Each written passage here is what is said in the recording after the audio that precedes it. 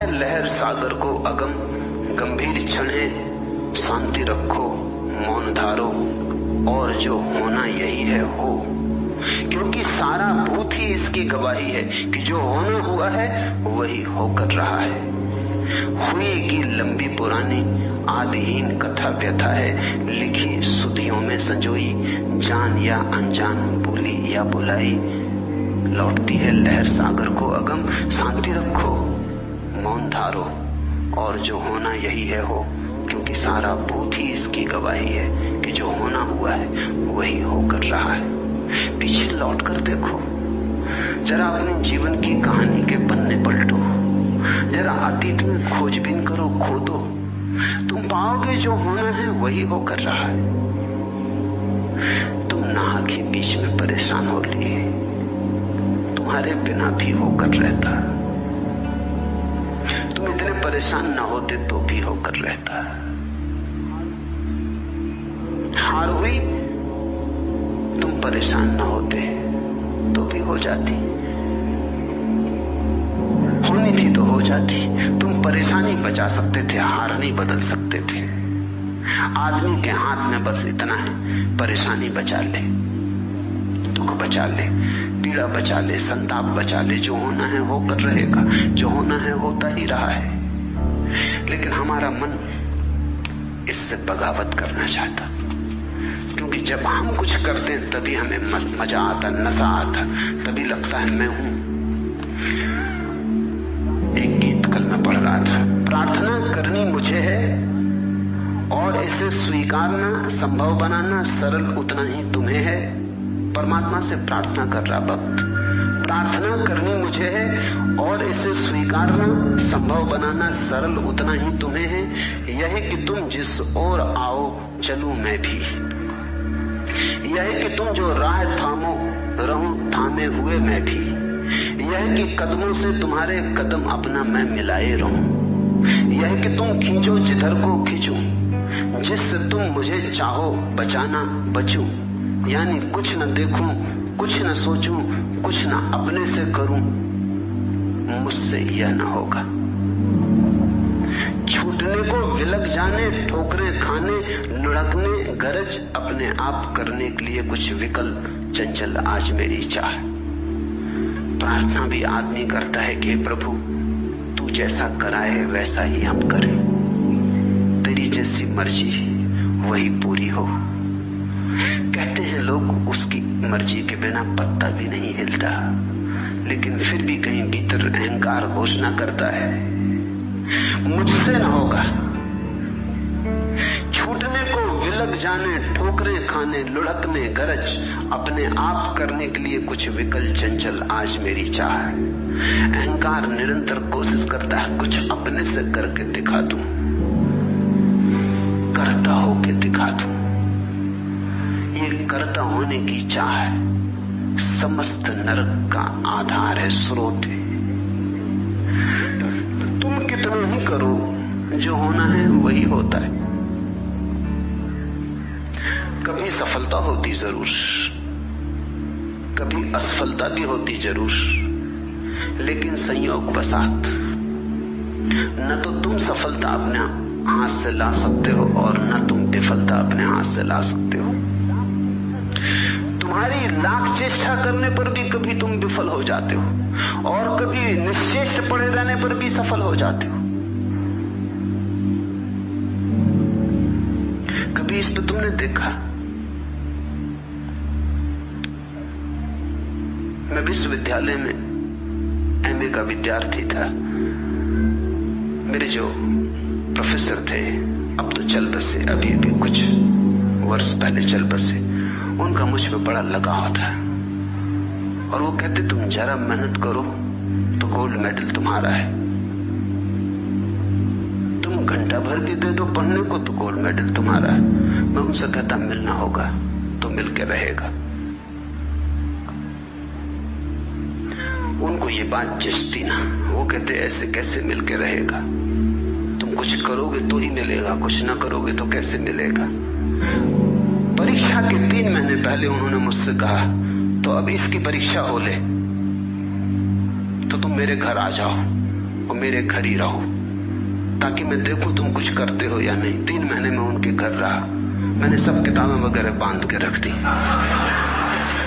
वो थोड़े डरे भी। 5-7 दिन बाद मुझसे बोले कि छोड़ो, इस झंझट में क्या रखा है, ये जिद ठीक नहीं, इसमें कहीं ऐसा ना हो कि तुम नाहक खो बैठो। मैंने कहा खोना है तो भी खोएंगे, पाना है तो पाएंगे, मगर अब इसको बदलेंगे नहीं। अब ये किताबें मैं खोलने वाला नहीं। महीना बीतते बीतते तो वो बहुत घबराने लगे। वो कहने लगे मुझे क्षमा करो, मैं अपनी बात वापस लेता हूं, लेकिन तुम पढ़ो लिखो। मैंने कहा आपके बात लेने न लेने का कोई सवाल नहीं है, वैसे भी मैं पढ़ने वाला नहीं था, कोई आप के वजह से नहीं पढ़ रहा हूं ये सवाल नहीं है। जो मुझे करना था वही करने वाला था, और जो होना है होगा।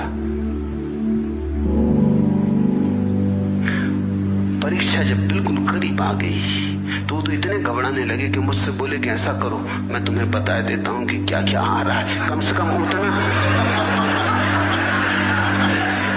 मैंने अपने जीवन में ऐसा कभी नहीं किया, लेकिन तुम तो मुझे दया आती और हैरानी होती कि तुम पागल तो नहीं हो।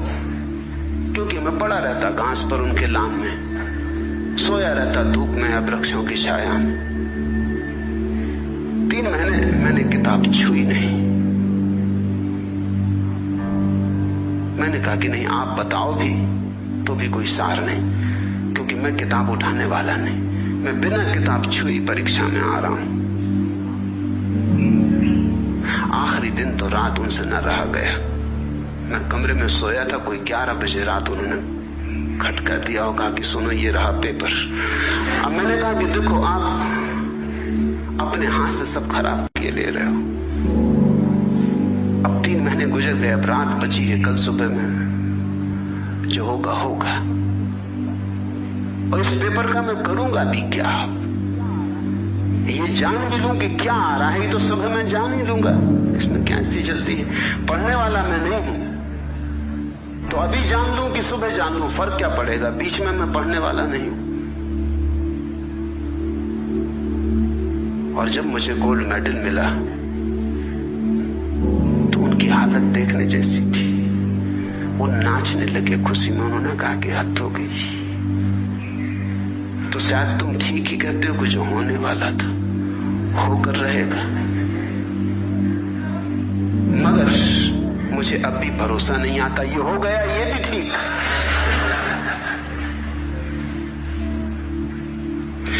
फिर वर्ष बीत गए, जब भी वो मुझे मिलते वो कहते कहो बताओ तो किया कैसे, इसके पीछे राज क्या था। मैं उनको कहता आपके घर रहा, 3 महीने आप जानते हैं, 24 घंटे आपकी आंख के सामने रहा। किताबें मैंने बंद करके चाबी आपको दे दी थी। किताबें कभी फिर आपके घर से मैं दोबारा लेने गया भी नहीं, वो अब भी आपके पास पड़ी। फिर मैंने उन्हें उठा के देखा भी नहीं। मैंने भी एक प्रयोग किया, मैंने भी एक दांव खेला कि जो होना होगा होगा, मगर उन्हें भरोसा ना आया। आप भी बहुत बार बिना कुछ किए सफल हो जाएंगे तो भी भरोसा ना आएगा, तो भी ऐसा लगेगा संयोग होगा, हो गया होगा, संयोग वसात। लेकिन जीवन का सत्य यही है, जो होना है वही हो रहा है, जो होता है वही होता है। ऐसे सत्य को जानकर अगर पीछे सरक गए तो तुम्हारे जीवन में शांति के मेघ बरस जाएंगे। फिर अशांति कैसी, फिर सुख ही सुख है। किया हुआ कर्म कुछ भी वास्तव में आत्मकृत नहीं है, ऐसा यथार्थ विचार कर मैं जब जो कुछ कर्म करने को आ पड़ता है उसको करके सुखपूर्वक स्थित हूं। जो करने को आ पड़ता है आ ही गया तो आज तो ठीक निपटा लेता हूं, बाकी न करने में कोई रस है, न करने का कोई आग्रह।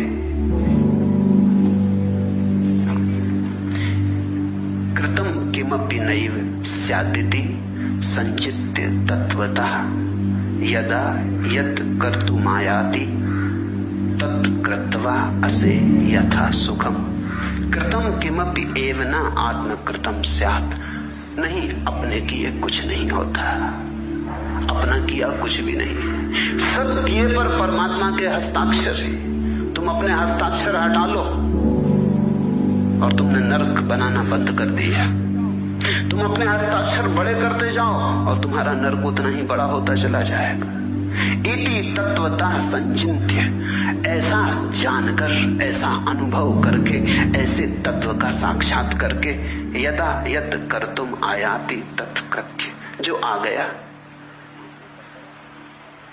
जो सामने पड़ गया, आयाति तत्कृत्वा, उसे कर लेते हैं। इनकार भी नहीं है, आलस्य भी नहीं है, करने की कोई दौड़ भी नहीं है, करने का कोई पागलपन भी नहीं है। ना तमस है ना राजस है, वही सत्व का उदय है। तमस का अर्थ होता है आलस्य पड़े, आग लग गई घर में तो भी पड़े। रजस का अर्थ होता है घर में अभी आग नहीं लगी, इंश्योरेंस कराने गए हैं, कुआं खोद रहे हैं, इंतजाम कर रहे हैं, क्योंकि आग जब लगेगी तब थोड़ी इंतजाम कर पाओगे, सारा इंतजाम कर रहे हैं। आग लगे या न लगे, इंतजाम में मरे जा रहे हैं। मकान तो बच जाएगा, इंतजाम करने वाला मर जाएगा इंतजाम करने में। सत्व का अर्थ है न रजस न तमस, दोनों का जहां संतुलन हो गया। घर में आग लग गई तो निकलेंगे, पानी भी लाएंगे, बुझाएंगे भी, जो आ पड़ा कर लेंगे, लेकिन उसके लिए कोई चिंतना, आयोजना, कल्पना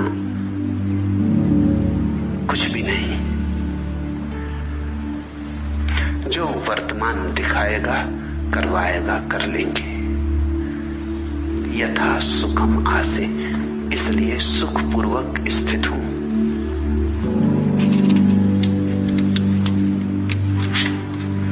आदमी करता तो बना रहता, फिर भी कहीं तो किसी चेतना के तल पर पता चलता रहता है कि अपना किया कुछ होता नहीं। कितनी चेष्टा तुम करते हो सफल होने की और असफलता हाथ लग जाती, और कभी कभी अनायास छप्पड़ फोड़ के धन बरस जाता। मैंने सुना है एक यहूदी कथा है कि एक सम्राट ऐसा ही भरोसा करता था कि जो होना होता। गांव में एक भिखमंगा था, बस एक ही भिखमंगा था, पूरा राजधानी धन संपन्न थी, अंधा था भिखमंगा, नहीं कि आंख से अंधा था, बस कुछ ऐसा अंधापन था कि जो भी करता गलत हो जाता, कि गलत ही चुनता, कि गलत दिशा में ही जाता। जब सारे लोग बाजार में बेच रहे होते तब वो खरीदता, जब चीजों के दाम गिर रहे होते तब वो फंस जाता, जो करता गलत हो जाता। वजीरों को उस पर दया आई, उन्होंने सम्राट से कहा, गांव पूरा धनी, ये एक आदमी बेचारा उलझन में पड़ा रहता, इसका कुछ भाग्य विपरीत, इसकी बुद्धि उल्टी। जब सारी दुनिया कुछ कर रही वो ना करेगा, जब सब सफल हो रहे हैं, धन कमा रहे हैं, तब न कमाएगा, जब सारे लोग फसल बो रहे हैं तब वो बैठा रहेगा, जब मौसम है बीज डालने का तब बीज न डालेगा, जब मौसम चला जाएगा तब बीज डालेगा, बीज भी सड़ जाते, वो फिर पैदा नहीं होते, फसल तो आती नहीं, हाथ का भी चला जाता। इस पे कुछ दया करें। सम्राट ने कहा, दया करने से कुछ भी ना होगा, लेकिन तुम कहते हो तो एक प्रयोग करें। तो आदमी रोज सांझ को बाजार से लौटता, अपने घर देख पुल को पार करता है। सम्राट ने कहा, पुल खाली कर दिया जाए और असरफियों से भरा हुआ एक हांडा, बड़ा हांडा, बीच पुल पर रख दिया। सम्राट और वजीर दूसरे किनारे बैठे, पुल खाली कर दिया गया, कोई दूसरा जा ना सकेगा। वही आदमी निकला अपनी धुन में, अपने सोच विचार में गुनगुनाता, ओंठ फड़फड़ाता। वजीर चकित हुए कि पुल पर पैर रखते ही उसने आंख बंद कर ली। वो बड़े हैरान हुए कि हद हो गई, अब ये मूर्ख आंख क्यों बंद कर रहा है पुल पर? लेकिन वो आंख बंद करके और टटोल टटोल के पार हो गया और घड़े को वहीं छोड़ गया, क्योंकि अंधे को अब घड़ा क्या दिखाई पड़ता। जब वो उस तरफ पहुंच गया तो सम्राट ने कहा, देखो, उसे पकड़ा, उससे पूछा कि महापुरुष आंख क्यों बंद की? उसने कहा कि कई दिन से मेरे मन में ये ख्याल था कि एक दफा आंख बंद करके पुल पार करें। आज खाली देख के कि पुल पे कोई भी नहीं है, मैंने सोचा कर लो, ये मौका फिर न मिलेगा। राह खाली है, गुजर जाओ, ये अनुभव के लिए कि आंख बंद करके चल सकते कि नहीं।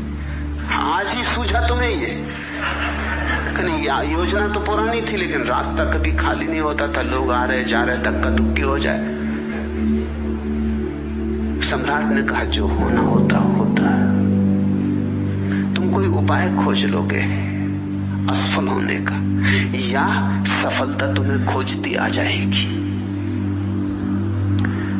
ये बहुत कठिन तत्व है, क्योंकि अहंकार के विपरीत इससे बड़ी और कोई बात नहीं हो सकती। तो सिर्फ जो अकिंचन्य है, जिसने अहंकार छोड़ा, वही इसे समझ पाएगा। यह कि अपना लक्ष्य निश्चित मैं न करता, यह कि अपनी राह मैं चुनता नहीं हूं, यह कि अपनी चाल मैंने नहीं साधी, यह कि खाई खंदकों को आंख मेरी देखने से चूक जाती, यह कि मैं खतरा उठाने से हिचकता झिझकता हूं, यह कि मैं दायित्व अपना ओढ़ते घबरा रहा हूं। कुछ नहीं ऐसा। शुरू में भी कहीं पर चेतना थी, भूल कोई बड़ी होगी, तुम संभाल तुरंत लोगे। अंत में भी आश्वासन चाहता हूं, अनगही मेरी नहीं है बाहें। कहीं ऊपर ऊपर तो ये सब खेल चलता रहता, हार का, जीत का, पराजय का, सफलता विफलता, सुख दुख का, लेकिन भीतर कहीं अचेतन की गहराई में ऐसा भी प्रतीत होता रहता, भूल कोई बड़ी होगी, तुम संभाल तुरंत लोगे। अंत में भी आश्वासन चाहता हूं, अनगही मेरी नहीं है बाहें।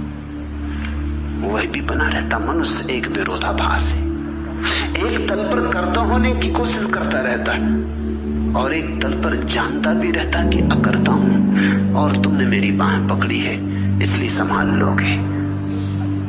अपनी तरफ से संभलने की चेष्टा भी करता रहता है और भीतर कहीं जानता भी रहता कि संभाल लोगे, अगर भटकूंगा बहुत। इन दोनों दुविधाओं के बीच आदमी टूट जाता। तो इस लिहाज से वे लोग भले, जैसे पश्चिम के लोग, उन्होंने पहली बात छोड़ी थी। वो मानते नहीं कि तुम संभाल लोगे, तुम हो ही नहीं, ईश्वर मर चुका है। वो बात खत्म हुई, वो बात आई गई, अब पुरानी कथा हो गई। अब तो अपने से ही करना है जो करना है, आदमी ही करता है और कोई नहीं। तो पश्चिम के आदमी में तुम एक तरह की सरलता पाओगे, दुविधा नहीं, वो करता मानता अपने को। जनक में एक तरह की सुविधा पाओगे, वो अपने को करता नहीं मानते, साक्षी मानते। लेकिन पूरब का आदमी, कम से कम भारत का आदमी, बड़ी दुविधा में। एक तल पर जानता की साक्षी हूं, एक तल पर मानता की करता हूं, इसलिए बड़ी खिंचावट है। पश्चिम के लोग आते हैं, उनमें मुझे एक तरह की सरलता और साफ सुथरापन दिखाई पड़ता है। 2 और 2 4। जब भारतीय कोई आता है, उसके भीतर गौर से देखो तो कभी 2 2 5 होते दिखाई पड़ते, कभी 2 2 3 होते दिखाई पड़ते, 2 2 4 कभी नहीं होते। कुछ अड़चन है।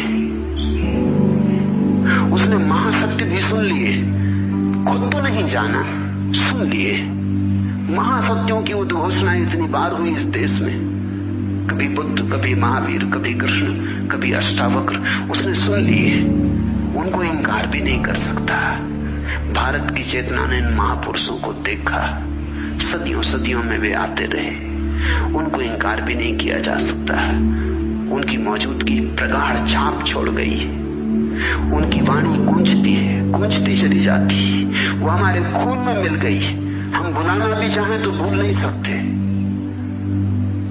और हमारा अहंकार भी है, उसको भी हम जुटलाना नहीं चाहते। हम अपने अहंकार की मान के भी चले जाते हैं। ऐसी दुविधा है। इस दुविधा में बड़ी टूट हो जाती, आदमी खंड खंड हो जाता। पूरब का आदमी मुझे ज्यादा चालबाज मालूम पड़ता है बजाय पश्चिम के आदमी के। पश्चिम का आदमी एक बात पर तय है कि आदमी करता है, पूरब का आदमी 2 बातों में डोल रहा है। उसकी नाव 2 तरफ एक साथ जा रही। उसने अपनी बैलगाड़ी में दोनों तरफ बैल जोत लिए, हड्डी पसली टूटी जा रही, अस्थि पंजर उखड़े जा रहे और बड़ी बेईमानी पैदा हुई।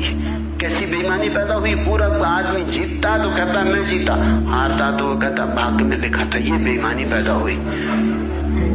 जब हार तो एक तरफ की बात कहता है कि भाग्य में लिखा था, कर क्या सकते हो, होना नहीं था। जब जीत होती तब भूल जाता है, तब वो कहता मैं जीता।